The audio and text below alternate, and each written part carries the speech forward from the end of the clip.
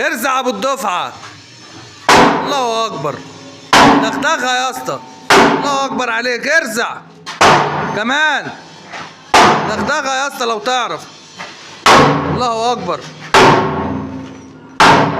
هو ده الشغل. ارزع يابا. عاش. الله ينور عليك. هتقع من هنا ولا ايه؟ دغدغ يابا. عاش.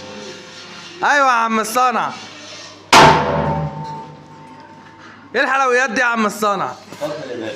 ايه الاخبار؟ دي حاجات دي بتاعت مصنع فستان للخزانه الحديديه والارقام المصفحه. الله ينور عليك يا حاج. قدامكم خزنه 160 بعرض 70 في العمق 70. يعني 160 طول في عمق 70 في عرض 70. عرض 70. دي سمكها ايه دي يا حاج؟ دي ما بتتدغدغش. جسم واحد 16 مللي. 16 مللي. الله اكبر عليك يا حاج. الجنبين والراسين والارضيه والظهر والضرفه كله 16 مللي. ما شاء الله. الله اكبر يا حاج. قدامنا دلوقتي ده الخزنه من الخارج.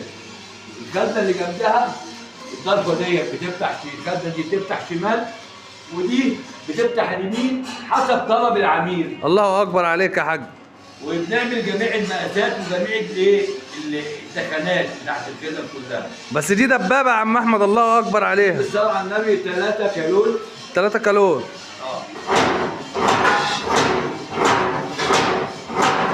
دي كل كالون منفصل عن التاني دي يا عم احمد. كل كالون منفصل عن الثاني بيقفل على الميكانيزم بتاع الخزنه كلها. الله اكبر عليك يا حاج. وزياده التامين عليه لما بنخلص العمل الرسمي بتاعنا بنأمن ب3 كاولين وايه وسلام عليكم. عليكم السلام ورحمه الله. الله ينور عليك يا عم احمد. ورينا يا عم احمد بقى. ده الجسم الداخلي من جوه الضرفه. الجسم الداخلي من جوه. الداخلي الجسم الداخلي عدد 2 دور. 2 دور. عدد 3000. ما شاء الله. خزنه رئيسيه فوق بنقول عليها الدولاب. خزنه جوه خزنه يعني. خزنه جوه خزنه. الله اكبر عليك يا حاج. بالنسبه للتسجيل بتاع الخزنه عدد 6000 اماميه. الله اكبر. واثنين بالاعلى واثنين باسفل وسته ورا ثابتين. 6 ورا ثابتين جوه الخزنه نفسها. 6 ورا ثابتين. ما شاء الله. الله اكبر يا حاج. ان شاء الله بيركب اللسان الخلفي وبنثبت باللحام. بنثبتها باللحام نفسه. بنثبت باللحام. الله اكبر عليك يا حاج. ده اللسان الخلفي يا عم احمد. ده اللسان الخلفي بنحط كده حضرتك وبنلحمه على الداير.